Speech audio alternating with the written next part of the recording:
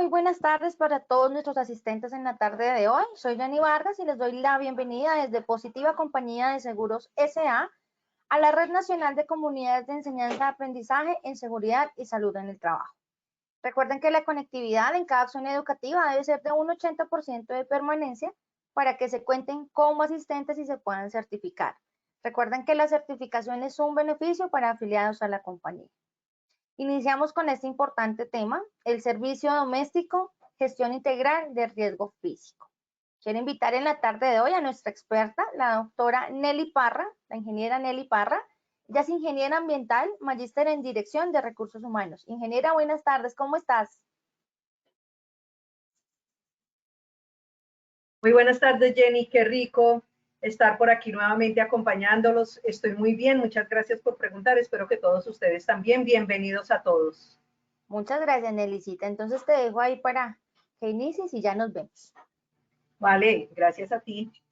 Bueno, muy buenas tardes con todos. Como ya lo estaba mencionando Jenny, tenemos para esta tarde un tema súper, hiper, mega interesante y es nada más ni nada menos que vamos a trabajar toda la parte de el servicio doméstico, pero asociado a toda esta parte integral del riesgo físico. Muchas veces a nosotros nos hablan del riesgo físico y nosotros decimos, bueno, pero ¿qué será eso? ¿De qué se trata? ¿Cómo se compone? ¿Qué puedo hacer yo desde mi lugar de trabajo para prevenir enfermedades y accidentes de trabajo por esta situación? Pues bien, esta tarde vamos a hacer un pequeño trayecto por todas estas situaciones. Recuerden ustedes que tenemos nuestra ruta del conocimiento y en nuestra ruta del conocimiento obviamente 20 temas muy interesantes que vamos a continuar revisando durante todo este periodo. Recuerden que nosotros como Positiva nunca nos detuvimos, hemos estado aquí muy atentos siempre, antes, durante y en lo que continuamos pues de esta pandemia que nos ha llevado a actuar de una manera muy diferente. Pero qué rico que tenemos la oportunidad igual de compartir. Esta tarde vamos a trabajar 3 momentos. En este primer momento nosotros vamos a trabajar en qué consiste el riesgo físico, luego vamos a tener un momento 2 y en ese momento 2 vamos a trabajar la identificación de los factores de riesgo. Posterior a ello vamos a revisar acciones para preservar nuestra salud frente a lo que es el riesgo físico. Como todos nuestros talleres, obviamente contamos con un objetivo específico y nuestro objetivo aquí básicamente hoy traemos socializar los diferentes factores de riesgo presentes en la línea del presentes en la identificación del peligro físico. ¿Cómo es que el peligro físico puede llegar a generar accidentes de trabajo y enfermedades laborales? Procurando a través de esta identificación temprana preservar, mantener y mejorar nuestra calidad de vida, brindando ambientes de trabajo seguros y confortables. También vamos a tener 3 objetivos y en estos 3 objetivos de qué vamos a hablar: de definir el riesgo físico, de identificar esos factores de riesgos presentes en la actividad y la prevención del riesgo físico en nuestra rutina, como a veces nosotros perdemos de vista por el día a día esta situación.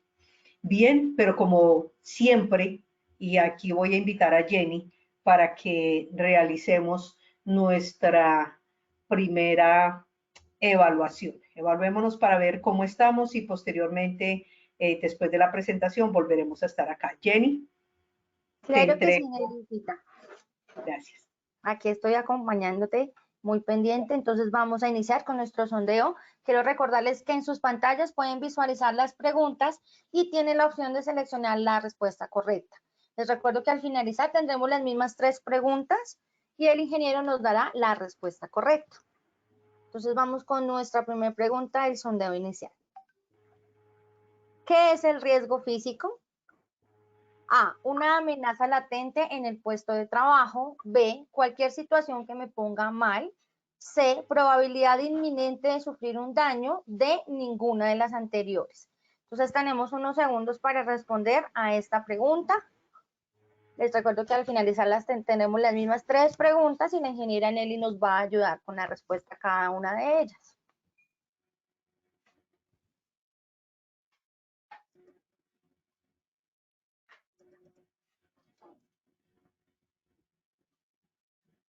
Bueno, yo creo que ya podemos validar nuestras respuestas a esta pregunta.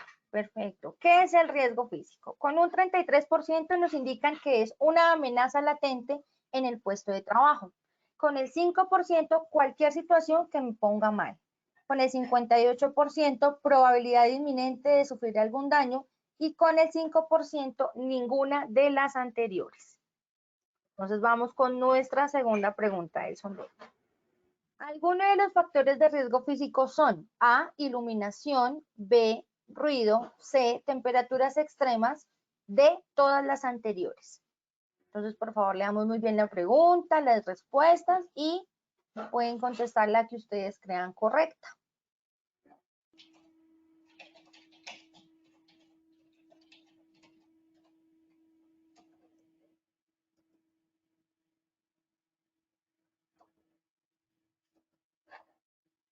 Bueno, yo creo que ya podemos validar las respuestas a esta pregunta. Algunos de los factores de riesgo físico son con el 0% iluminación, con el 0% ruido, con un 4% temperaturas extremas y con un 96% todas las anteriores. Listo, vamos con nuestra tercera y última pregunta del sondeo inicial. Algunas recomendaciones frente al riesgo físico son A, mantener estilos de vida saludable, B, reportar cualquier cambio en mi estado de salud, C, participar de los programas de capacitación, de todas las anteriores. Entonces tenemos unos segundos para dar respuesta a nuestra tercera y última pregunta del sondeo inicial.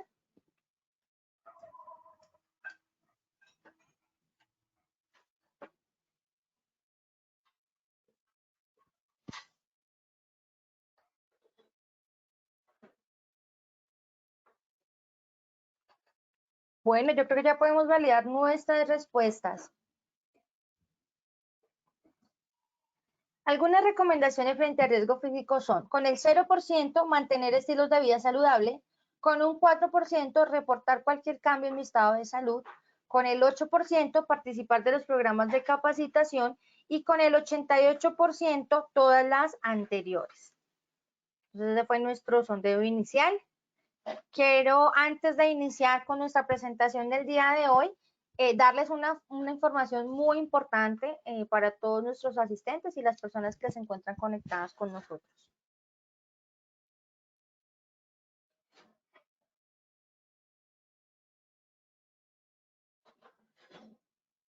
Positiva trae para las empresas pymes un programa gratuito. Convierte los retos en grandes logros. Proyecto Aceleramiento de Pymes Positiva 2021. Postúlate de www.positivaparati.com, un espacio de diagnóstico, fortalecimiento y aceleración estratégica que no te puedes perder. Una información muy importante para todos nuestros afiliados a Positiva ARL. Listo, Nelicita, te dejo nuevamente con nuestros asistentes para que podamos continuar con la presentación de la tarde de hoy. Muchísimas gracias, Jenny, muy querida. Pues bueno, los vi muy atentos en esas preguntas, también escuché por ahí respuestas muy acertadas. Felicitaciones y qué rico saber que ustedes están aquí tan atentos como siempre. Bueno, entonces vamos a iniciar con ese primer momento que teníamos cuando estábamos haciendo la introducción y vamos a revisar inicialmente qué es el riesgo físico, qué es eso que tantas veces nos han hablado y que estaba en la primera pregunta y que ahí como que vi como que unos muy arriba, otros muy abajo y otros como que, a ver, ¿por dónde me voy? Pues bueno, quiero contarles que un riesgo físico se puede definir como la probabilidad inminente de sufrir un daño. Ese daño puede ser corporal y puede ser un daño con o sin contacto directo, es decir, que el riesgo puede estar en el ambiente, puede estar en el entorno de trabajo y ese riesgo me puede llegar a generar a mí algún daño, me puede llevar de pronto a sufrir alguna enfermedad. Entonces, qué tan importante que nosotros tengamos en cuenta que ese riesgo físico a veces puede llegar a parecer un poco imperceptible, invisible, ser como un fantasma, está aquí y está allá. ¿Y por qué la importancia entonces de que nosotros aprendamos a identificarlo y qué tenemos que hacer para poderlo validar y poder decir realmente en mi área de trabajo yo tengo un riesgo? Dentro de los agentes de riesgo físico, nosotros a ellos los identificamos como manifestaciones de la energía que pueden provocar daños a las personas en diferentes grados de intensidad. Recordemos aquí que para nosotros la energía, y lo sabemos desde hace muchos años atrás, es que la energía para nosotros, ella no se crea, no se destruye, simplemente cambia, ¿cierto? Ella tiene unos procesos de cambio y esos procesos de cambio son los que a nosotros podrían llegar a afectarnos si no los identificamos adecuadamente, si nosotros no tenemos muy claro qué está sucediendo con estas situaciones frente a lo que es el riesgo físico. De ahí la importancia que nosotros también identifiquemos cuáles son esos factores de riesgo físico que pueden estar inherentes en nuestras actividades y que a veces por el día a día se nos pasan. En esos riesgos físicos entonces encontramos iluminación, sí, ahí me imagino las caritas de ustedes diciendo yo puse ese. Ruido, también, muy bien. Vibraciones, temperaturas altas y bajas y radiaciones. Fíjense que yo en la pregunta que nosotros colocamos, les estábamos preguntando algunos, no les pusimos todos, pero muy bien, un aplauso. Yo los vi muy bien en esta respuesta. Ustedes son muy juiciosos.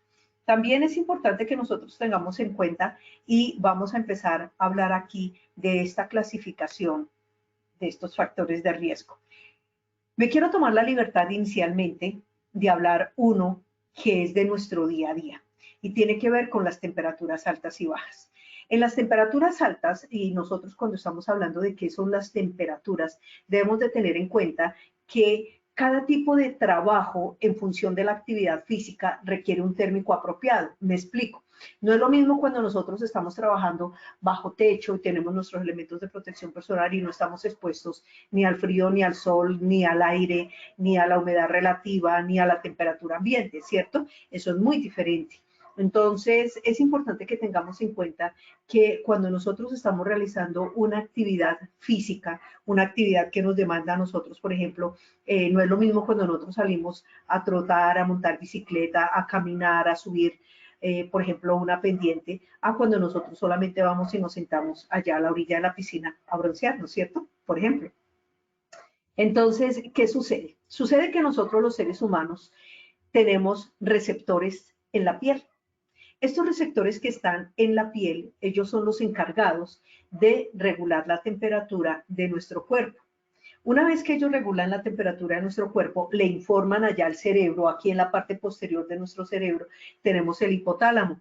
Y el hipotálamo actúa como un termostato. Sí, muy bien. Así como los carros, muy bien. Es que nosotros tenemos nuestro termostato aquí atrás en el hipotálamo y él inmediatamente reacciona y envía una orden y dice, cuerpo, tienes frío. Entonces ahorita vamos a ver cómo nuestro cuerpo se defiende, pero también cómo nuestro cuerpo se defiende cuando tenemos demasiado calor. Entonces, ¿qué es lo que él busca? Lo que él busca es que con esa orden que él está mandando, él está regulando, haciendo que nuestro cuerpo tenga ese cambio térmico apropiado, es decir, ese cambio que nosotros necesitamos para no irnos a enfermar y para no de pronto afectar nuestra actividad de día a día. Muy bien, resulta que hay unos mecanismos que se llaman los mecanismos de intercambio de calor. Dentro de ellos tenemos la convección, la conducción y la radiación. La conducción se produce cuando yo tengo un roce y contacto entre superficies. Entonces, por ejemplo, antes de la pandemia, claro que ahorita ya también estamos pudiendo volver, pero antes de la pandemia, por ejemplo, cuando nosotros íbamos al cine, ¿cierto? Entonces, ¿qué sucedía cuando nosotros íbamos al cine? Pues que yo llegaba y le agarraba la manito, pues a mi esposo o a mi esposa o a la persona con la que iba, ¿cierto? Porque pues al novio, a la novia, a la amiguita, al amiguito, bueno, a quien fuera. Ese proceso, cuando nosotros empezábamos, cuando nosotros agarramos de la mano y transferimos calor, es lo que nosotros conocemos como ese proceso de conducción. Es decir, hay una conductividad aquí de calor. La convección es el calor que se transmite a través del aire. Me explico, entonces, cuando por ejemplo nosotros estamos en una zona, no necesariamente tiene que ser la playa, puede ser una zona caliente. Por ejemplo, aquí cerca de Bogotá tenemos a Melgar, por ejemplo, allá en Medellín cerca tienen a Santa Fe de Antioquia, Por ejemplo, por el eje cafetero tiene la Combia, ¿cierto? O sea, Manizales. Por el otro lado tenemos Cali, que también hace calorcito. Entonces, ahí, bueno, sí, también por arriba, claro, Barranquilla, Cartagena, Riohacha. No, no, yo no los dejo por fuera. Entonces, ¿qué sucede? Que ahí hay calor en el aire. Y cuando viene el viento y sopla, ese aire que lleva, es lo que está haciendo es transmitiendo calor, llevando el calor o trayendo el calor. Y a ese fenómeno nosotros lo conocemos como convección. Muy bien. ¿Y qué es la radiación? La radiación se produce por cualquier foco de energía. A mí me encanta poner el ejemplo porque sé que a todos nos queda muy claro cuando nosotros estamos haciendo nuestra carnita asada el fin de semana allá, estamos en nuestro asador haciendo ese barbecue que tanto nos gusta y nosotros nos paramos cerca del asador, ¿cierto? Entonces, cuando yo estoy volteando la carne y demás, ese calorcito que yo siento aquí en el abdomen, cuando estoy volteando la carne sin estar pegado al asador, ese es el fenómeno que nosotros conocemos como radiación, es decir, es ese calor que se transmite entre la fuente y donde yo estoy. A esto es a lo que nosotros conocemos como el intercambio de calor. Esto solamente como cultura general. Vamos a hablar y para que tengamos en cuenta qué sucede. Cuando hay mayor temperatura, es decir, por ejemplo, ahorita que está sucediendo en Estados Unidos, que está sucediendo en Europa, las temperaturas están muy altas, ¿cierto? Esta mañana nos decían que en Estados Unidos, específicamente en el estado de la Florida, por allá por los lados de Orlando, tenían 42 grados centígrados de temperatura. 42 grados centígrados de temperatura, ¿ustedes saben qué es esto? Un calor impresionante. Cuando hay esa temperatura tan alta, hay un mayor intercambio de calor. Entonces, ¿qué quiere decir? Que cuando nosotros tenemos una temperatura mayor a 37 grados centígrados, estamos recibiendo calor. Pero cuando la temperatura está por debajo de 37 grados centígrados, se pierde calor. Entonces es cuando nosotros empezamos a buscar ropa para abrigarnos, empezamos a consumir bebidas calientes, empezamos a cerrar puertas, a correr ventanas, cortinas y demás, pues porque queremos guardar el calor, ¿verdad? Dentro de algunas recomendaciones que vamos a tener en cuenta es, por ejemplo, si ustedes por su actividad tienen que realizar un trabajo a cielo abierto, es decir, por ejemplo, en un patio, en una azotea, en unas escaleras que no tienen cubierta. Entonces, ¿cuáles son las recomendaciones que vamos a tener en cuenta? Si nos vamos a exponer a temperaturas altas, vamos a utilizar ropa ligera y protector solar. ¿Por qué? Porque recuerden ustedes que por aquí atrás tenemos ese termostato que se llama el hipotálamo y el hipotálamo está encargándose de mantener nuestra temperatura, él está ayudándonos, entonces nosotros no le podemos poner más trabajo. Entonces, ¿qué vamos a hacer? Vamos a tratar de utilizar ropa ligera y siempre, siempre estar protegidos con un protector solar, preferiblemente un protector solar muy bueno, ¿cierto? Ojalá que tenga un factor de protección 30 o 50, bueno, ya ustedes mirarán a ver cuál es el mejor. También no olviden que cuando nosotros trabajamos en temperaturas altas, necesitamos, sí señores, necesitamos hidratarnos e hidratarnos de manera frecuente, muy bien. Y también evitar al máximo la exposición directa al sol. Entonces, si definitivamente me tocó, pues utilizaremos un sombrero, así como dice la canción, ¿cierto? El sombrero de ala ancha. ¿Cómo voy a utilizar mi sombrero de ala ancha? ¿Cómo me voy a proteger? Debo proteger en lo posible todo lo que es la piel de mi rostro, ¿cierto? Y la piel de mi cuello. Brazos. Si realizamos trabajos a cielo abierto, como les estaba diciendo ahorita, debemos de utilizar elementos de protección personal que nos protejan realmente de ese efecto dañino de los rayos del sol sobre nuestra piel. Recuerden ustedes que, como les estaba diciendo ahorita, tenemos el hipotálamo que regula nuestra temperatura, pero también nosotros como seres humanos realizamos algo que se llama el consumo metabólico. Y el consumo metabólico es esa energía necesaria que utiliza el organismo para realizar un trabajo. No es lo mismo cuando yo estoy aquí en mi computador trabajando a cuando yo estoy, por ejemplo, en una obra con una pala subiendo arena, subiendo bultos de cemento. Esa energía que yo consumo cuando estoy realizando un trabajo es completamente diferente a eso, o sea, lo que nosotros llamamos el consumo metabólico. También es importante que tengamos en cuenta que la energía genera un calor que es absorbido por el organismo. ¿Qué quiere decir esto? Que a más esfuerzo, más consumo de energía, es decir, a mayor esfuerzo hay mayor consumo metabólico. Por eso es que nosotros recomendamos mucho tener una dieta balanceada. Vamos a ver entonces a tener en cuenta. ¿Qué vamos a tener en cuenta cuando estamos realizando este tipo de actividades? Primero, el intercambio de calor entre el hombre y el medio ambiente está influido por la temperatura, la velocidad y la humedad del aire. Estos factores nos pueden generar enfermedades, por lo cual debemos evitar al máximo exponernos a temperaturas extremas altas. Entonces, por ejemplo, si yo estoy trabajando en una siderúrgica y estoy trabajando cerca al alto horno, donde tengo 1500, 1600, 1800 grados centígrados, pues seguramente me van a dotar con un elemento de protección personal especial. Seguramente tendremos unas barreras en la fuente que van a evitar que la radiación de esta temperatura tan alta llegue y afecte mi organismo, ¿cierto? Habrán seguramente muy bien métodos de control que se habrán implementado dependiendo de la necesidad que yo tengo de administrar esta temperatura alta. Pero también es importante tratar de mantener el equilibrio entre la producción endógena y la pérdida de calor. Es decir, nosotros siempre saber que estamos bien alimentados y estarnos hidratando muy bien. Conocernos muy bien, conocer nuestro cuerpo frente a los signos y síntomas que sentimos cuando nos exponemos al calor. Nosotros sabemos cuando nos estamos exponiendo al calor, por ejemplo, cuando hemos tenido la oportunidad de ir a Melgar y está haciendo ese calor impresionante ese día, nosotros ¿qué hacemos? Salimos con ropa ligera, muy suave, tenemos la oportunidad de pronto de tomar agua, otros toman refrescos, gaseosas, cerveza, qué sé yo. Pero siempre estamos buscando mantener ese equilibrio. ¿Por qué? Porque nuestro cuerpo nos habla. Tenemos que aprender a conocer a nuestro cuerpo. Cuando nuestro cuerpo nos está diciendo que algo le molesta, que algo le duele, es importante que empecemos a mirar cuál es la molestia que tiene y cómo nosotros la estamos identificando y cómo la estamos asimilando. También es importante que tengamos en cuenta y aprendamos a identificar que hay algunos medicamentos que alteran el funcionamiento normal de nuestro organismo. Entonces, si por ejemplo ustedes están medicados porque tienen alguna enfermedad o les diagnosticaron algún tipo de patología y ustedes están consumiendo medicamentos, si el medicamento está alterando su organismo, es importante dárselo a conocer al médico. ¿Por qué? Porque, por ejemplo, hay algunas personas que los medicamentos les producen más calor y hay otros que, por el contrario, les favorece pérdida de calor. Entonces, es importante que tengamos en cuenta este tipo de situaciones. ¿Qué pasa cuando nosotros estamos con una hipotermia? Hipo quiere decir baja, es decir, nuestra temperatura en nuestro organismo está baja. ¿Eso qué es? La hipotermia es el descenso involuntario de la temperatura corporal, normalmente por debajo de 35.5 grados centígrados.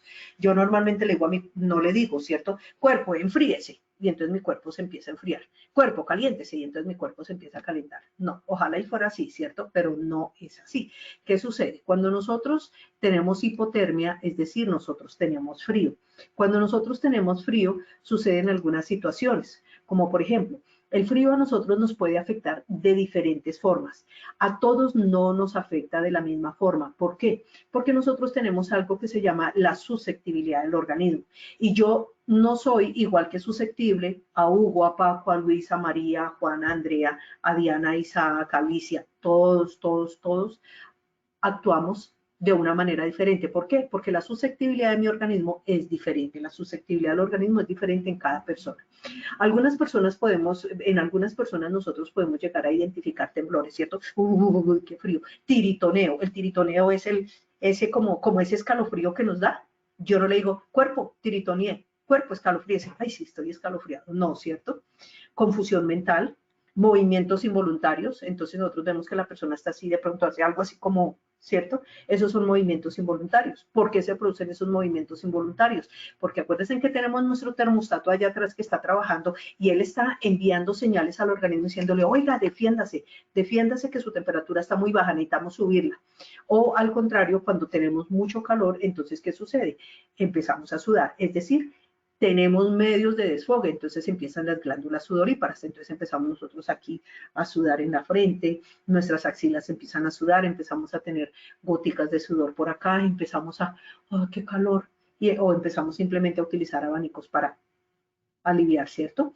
¿Qué más sucede entonces cuando nosotros podemos, cuando estamos con esa hipotermia? Como nuestro organismo está tratando de defenderse de ese frío, le está tratando de subir la temperatura, se producen, como ya les decía, todo este tipo de situaciones. Pero también puede llegar a haber incoordinación, es decir, yo le pregunto a la persona quién es y me dice, soy María y resulta que es Juana. ¿Qué hora es? Las 11 de la noche y son las 9 de la mañana. Es decir, se pierde el sentido, se pierde, hay muchas respuestas que no están coordinadas con la persona. Puede haber entumecimiento, es decir, dificultad para mover las manos, para mover las piernas, para mover los pies.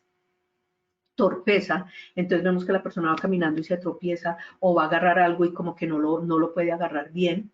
También encontramos que hay dificultad de realizar tareas. Por ejemplo, si él no puede agarrar porque tiene las articulaciones entumecidas, le duelen, entonces nosotros vamos a ver, por ejemplo, algo tan sencillo como esto, tratar de agarrar un mouse.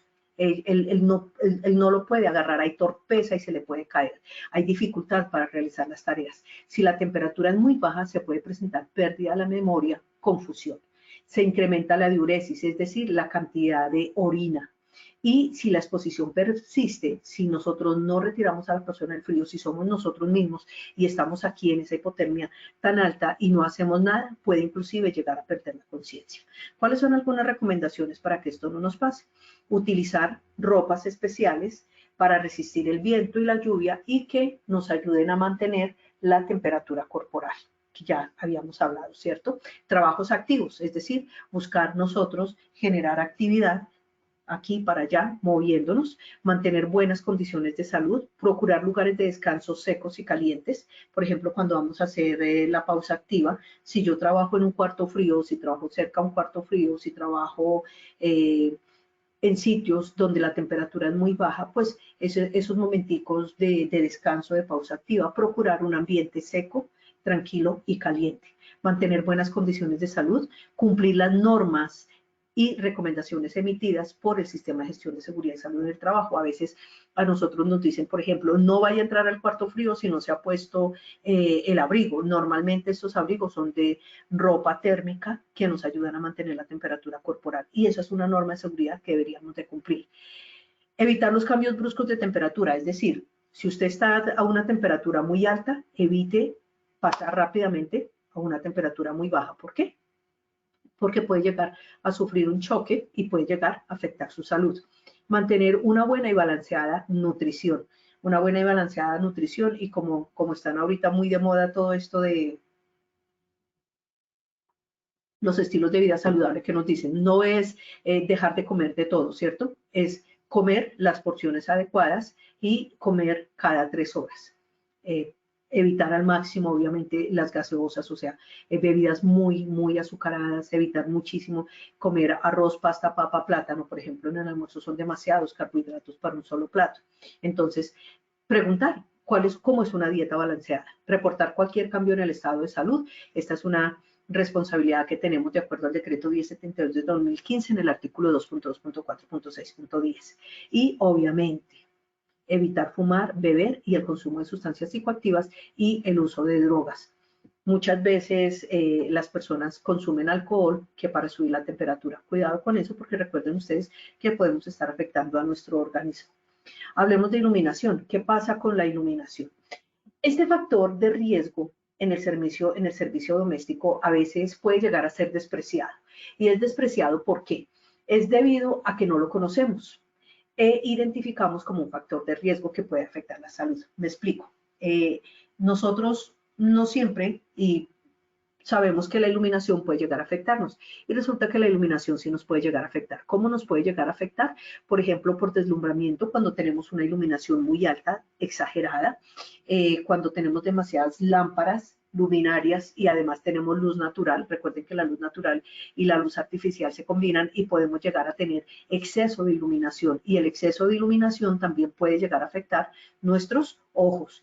También cuando nosotros tenemos el color, dependiendo de la actividad que estamos haciendo. Si yo estoy, por ejemplo, en una actividad de entrenamiento, de capacitación, seguramente necesito un ambiente fresco, tranquilo, con colores claros que me permitan a mí una mejor concentración. Entonces, el color juega un papel muy importante cuando estamos hablando de todo este tema de iluminación. En los conceptos de iluminación, en los términos, normalmente nosotros aquí hablamos de luz, de los luces, de las candelas, es decir, de las diferentes unidades de medida que tenemos para realizar la iluminación.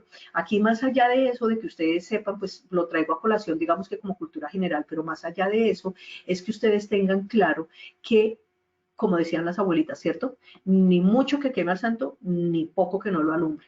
Que nosotros debemos de mantener un equilibrio en absolutamente todo lo que nosotros hacemos en nuestro día a día y que la iluminación es un factor de riesgo que nos puede llegar a enfermar. Ah, como así, claro, nos puede llegar a afectar nuestros ojitos. Los sistemas de alumbrado, no es lo mismo tener un alumbrado con luz amarilla, tener un alumbrado con luz guía. Y los métodos de alumbrado, en este caso los métodos de alumbrado puede ser, por ejemplo, un alumbrado en serie, un alumbrado paralelo, un alumbrado mixto.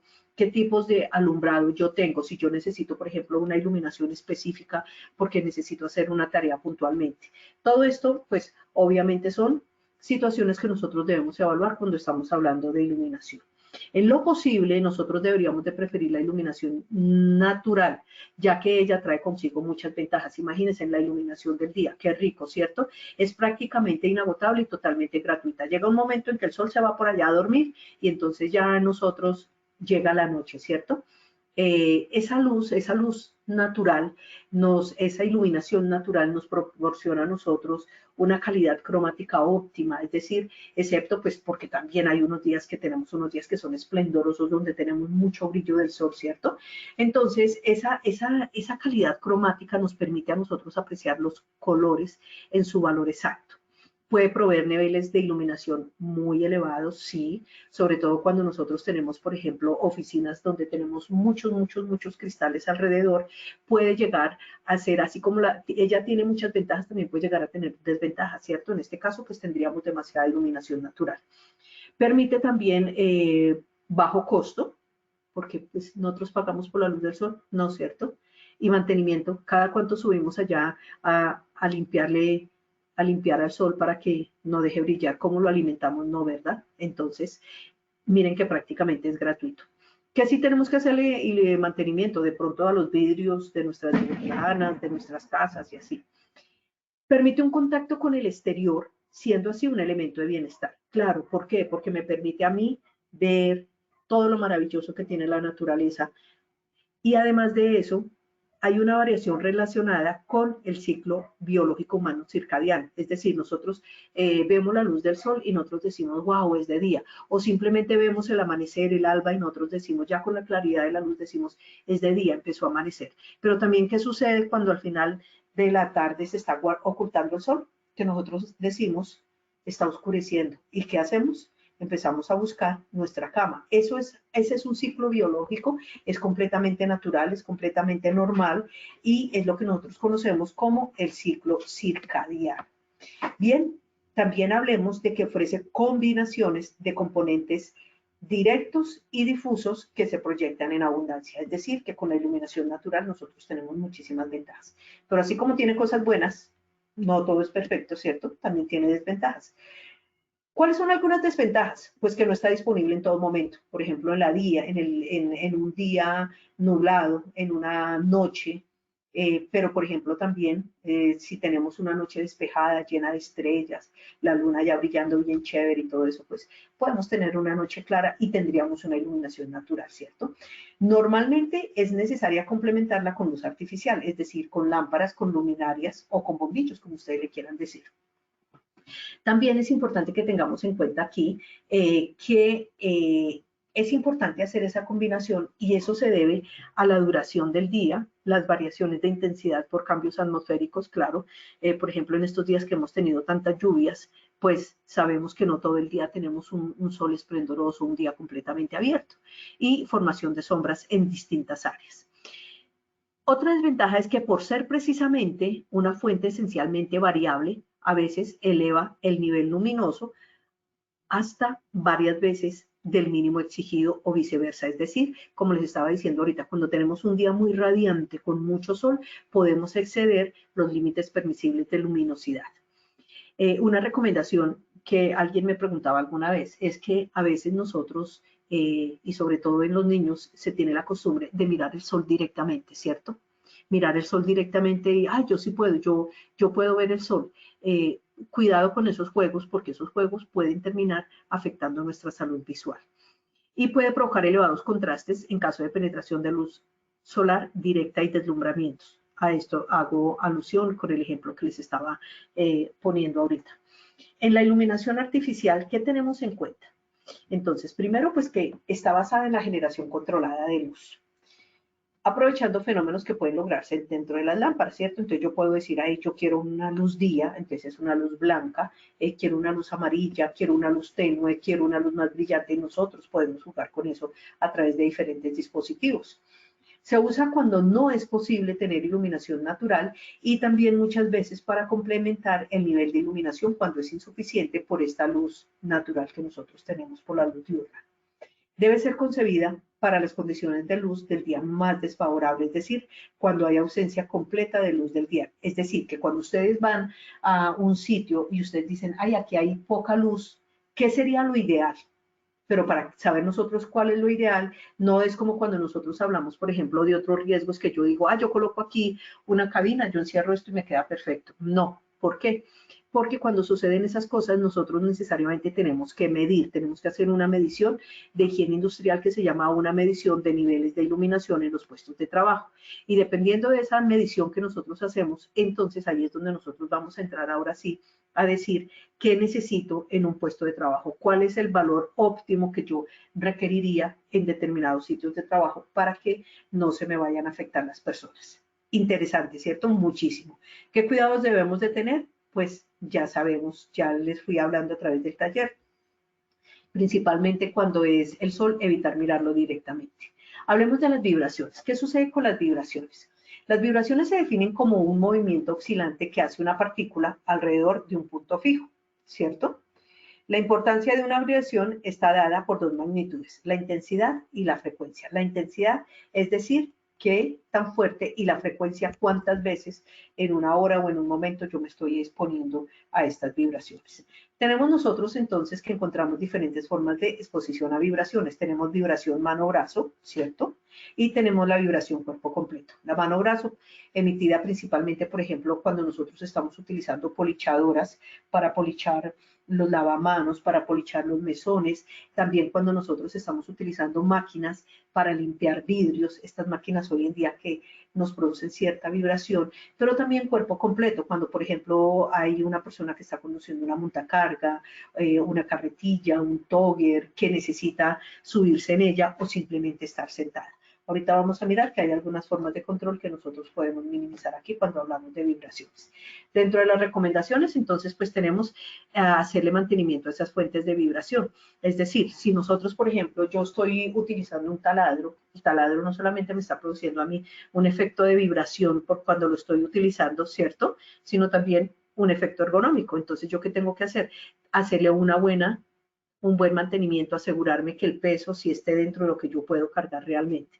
Si es posible amortiguar las sillas cuando el trabajo se está realizando sentado, lo que les decía ahorita, si yo tengo una persona, por ejemplo, que trabaja en una carretilla, que trabaja en una montacarga, que trabaja en un togger, que trabaja en un dolly, que su trabajo es sentado y que lo va llevando todo el día, sí, ¿cierto? Entonces, ¿qué podemos hacer? Nosotros ahí podríamos llegar a tener una silla que amortiguara, revisar, hoy en día ya contamos con sillas ergonómicas con apoyo lumbar, revisar qué es lo mejor para, en este caso, pues para evitar que la persona se enferme. Realizar pausas activas por lo menos cada hora. No es sano y no es bueno que estemos todo el tiempo realizando una actividad sin darle descanso a nuestro cuerpo.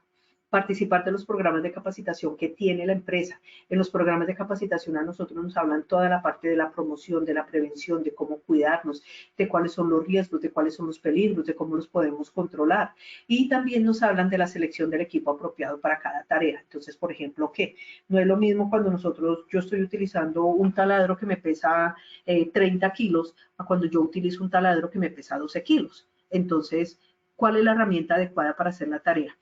Ojo, por ejemplo, en el caso de las brilladoras, hay personas que la brilladora, la persona es muy bajita y queda prácticamente colgada de la brilladora. Entonces uno ve que la brilladora viene por allá y por allá detrás de la brilladora alcanza a ver unos ojitos que salen y que están como tratando de mirar para dónde va la dirección. Se debe tener cuidado. ¿Por qué? Porque recuerden ustedes que la brilladora todo el tiempo está produciendo vibración y esa vibración en este caso sería mano-brazo sumado a que la persona está trabajando por fuera de los ángulos de confort porque está haciendo esto, ¿cierto? Entonces, en esos casos, por ejemplo, también debemos de tener mucho cuidado. Informar cualquier cambio en el estado de salud y tener una dieta saludable. Insistimos nuevamente en los cuidados de la alimentación. Practicar ejercicio, claro. Nosotros no podemos pensar que solamente con que nosotros tengamos una dieta balanceada y hayamos identificado los peligros, entonces ya, eso a mí no me va a pasar nada. Debemos de ser consecuentes con lo que decimos y con lo que hacemos y en este caso tener mucho cuidado con toda la parte del ejercicio. Nos va a ayudar a fortalecer. Bien, vamos a hablar ahora de un tema que es también muy interesante como los que acabamos de ver y tiene que ver con el ruido. Cuando nosotros hablamos de ruido, ¿qué decimos? Decimos que, primero, veamos algunas definiciones como para tener el contexto. Hablemos del sonido. El sonido es una vibración, o sea, es una energía que es capaz de producir una sensación auditiva. Entonces, yo no necesariamente tengo que estar en la ventana de mi casa, en el balcón de mi apartamento, mirando por allá para afuera a ver, cuando yo escucho por allá a lo lejos de pronto que pasa una moto. Yo no estoy viendo la moto, pero el ruido que ella hace, el sonido que ella hace allá, yo identifico que es una moto. Por allá a lo lejos escucho un wow, wow. Yo no vi, pero sé que el que está ladrando es un perro. ¿Por qué? Es una sensación auditiva. Esas sensaciones auditivas pueden ser generadas por una fuente de energía y requiere un medio de propagación. Es decir, que para que el ruido avance necesitamos de un medio de propagación. Ese medio de propagación puede ser el aire, puede ser los espacios. El ruido es subjetivo, claro, ¿por qué? Porque es subjetivo porque es la percepción de cada persona. Entonces alguien puede decir, ay, pero usted sí habla muy duro. Y otra persona puede decir, no, a mí no me parece, a mí me parece antes que habla muy bajito. Entonces por eso hablamos de que es subjetivo, porque lo que es para ti no es para mí.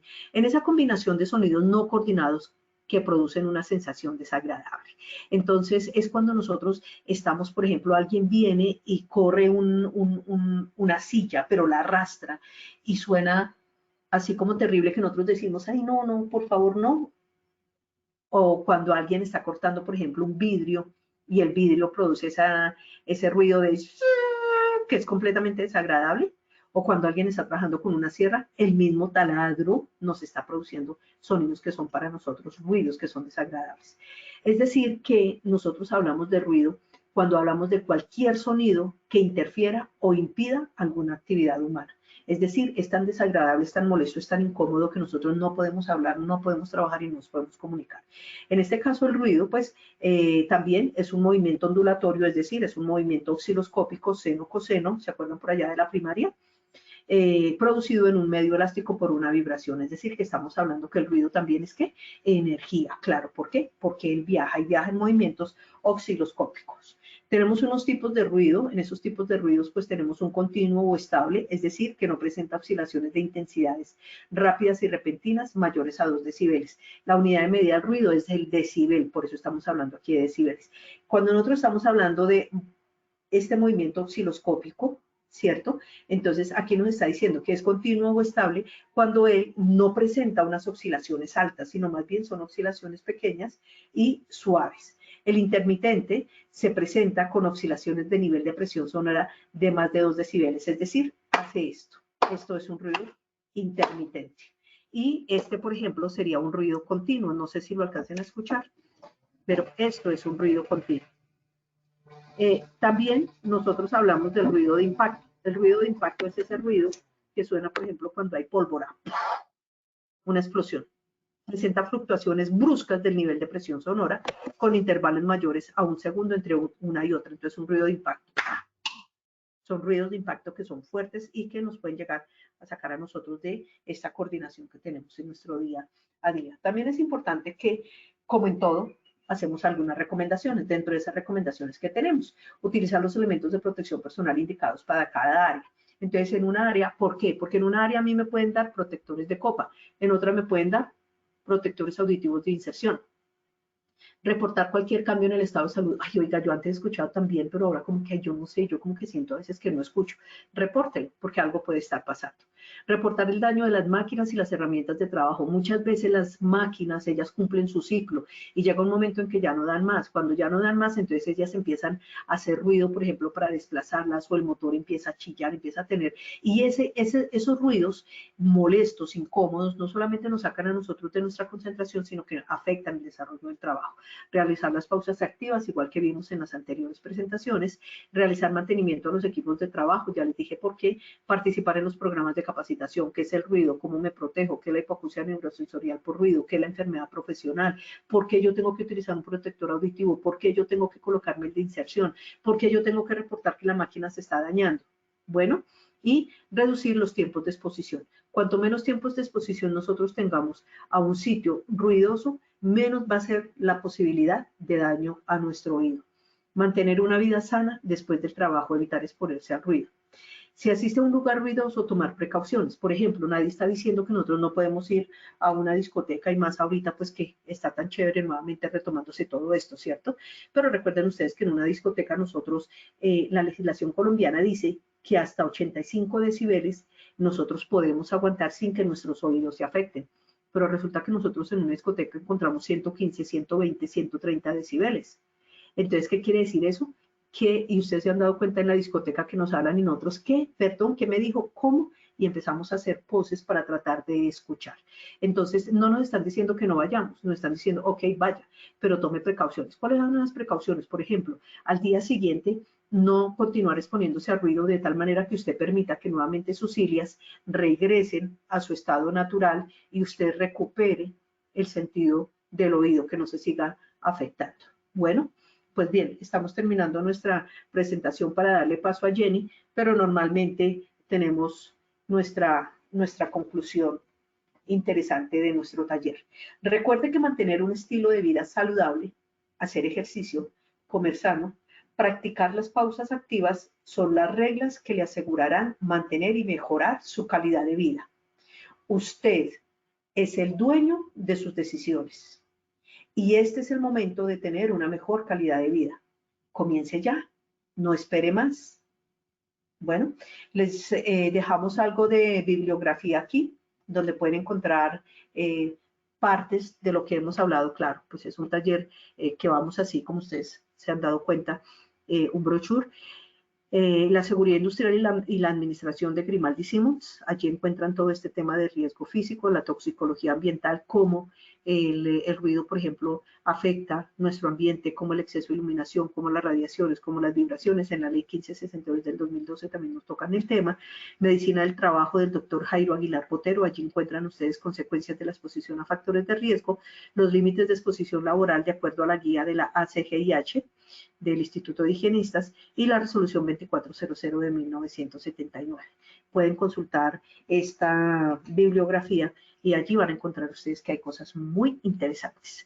Mi querida Jenny, te doy paso para que vayamos a nuestro evaluémonos del fin del taller. Muchas gracias a todos ustedes por su participación. Vamos a ver qué tanto aprendimos el día de hoy. Claro que sí, Nelicita. Aquí estoy entonces para iniciar nuestro sondeo final. Recordarles nuevamente que en las pantallas pueden visualizar las preguntas y tienen la opción de seleccionar la respuesta correcta. Y pues la ingeniera Nelly nos ayudará con la respuesta correcta a cada una de ellas. Entonces, pues nada, vamos con nuestra primera pregunta del sondeo.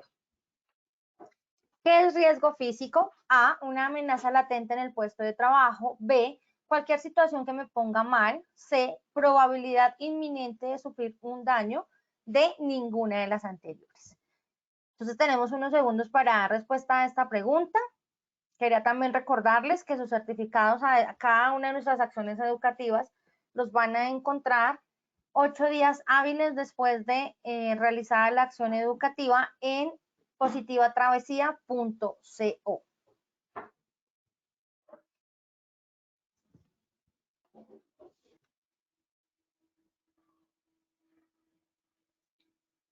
Bueno, yo creo que ya podemos ir validando nuestras respuestas a esta pregunta.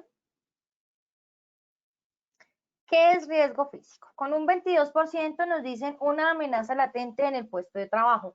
Con un 4%, cualquier situación que me ponga mal. Con el 63%, probabilidad inminente de sufrir un daño, y con el 11%, ninguna de las anteriores. Entonces, Nelly, te dejo para que por favor nos ayudes con la respuesta. Bueno, pues la respuesta correcta es la C, probabilidad inminente de sufrir un daño. Eso lo aclaré, traté de hacer mucho énfasis cuando estábamos hablando del tema, porque es una de los aspectos que desconocemos. Así que la respuesta correcta es la C. Ah, listo, perfecto, Nellycita. Entonces nos fue bien, nos subió algo de porcentaje. Sí. Bueno, vamos con la segunda. Algunos de los factores de riesgo físico son A, iluminación, B, ruido, C, temperaturas extremas, D, todas las anteriores. Entonces, por favor, respondamos, leamos muy bien la pregunta, recordemos lo que Nelly nos enseñó el día de hoy para poder responder a esta pregunta.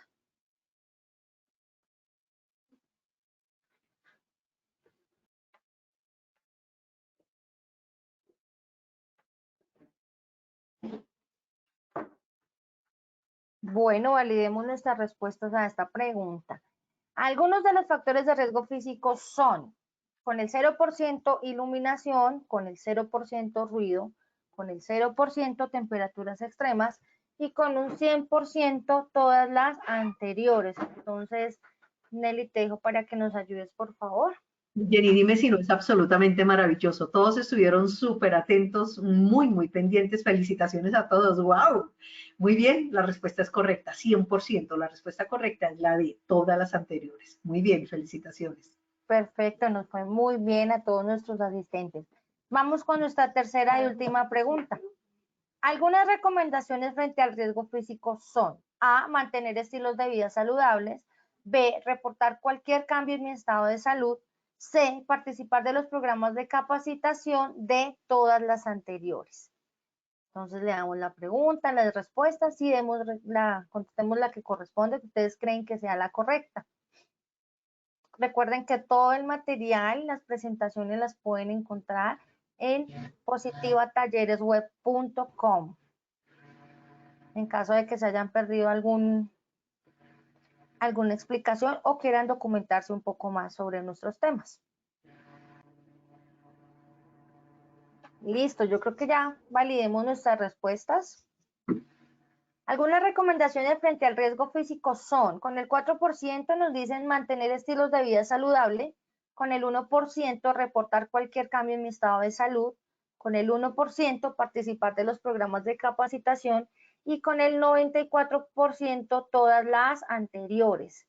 Entonces, Nelly, cuéntanos cómo nos fue en esta. Muy bien, la respuesta correcta es ese 94%. Todas las anteriores. Recuerden que es un equilibrio. Debemos de buscar ese equilibrio para preservar y mantener nuestra salud. Felicitaciones a todos. Buen trabajo. Muchas gracias, Nelly, por tu colaboración, por la explicación del día de hoy, por acompañarnos en esta importante acción educativa, y pues darte las gracias en todo momento por tu acompañamiento. Gracias a ustedes por la invitación y gracias a todos ustedes por acompañarnos en este taller tan interesante y tan importante el día de hoy. Un abrazo para todos, feliz y bendecido resto de semana. Gracias, Jenny. Claro que sí, Nelly. Por supuesto, dar las gracias a todos nuestros asistentes por su inmensa participación.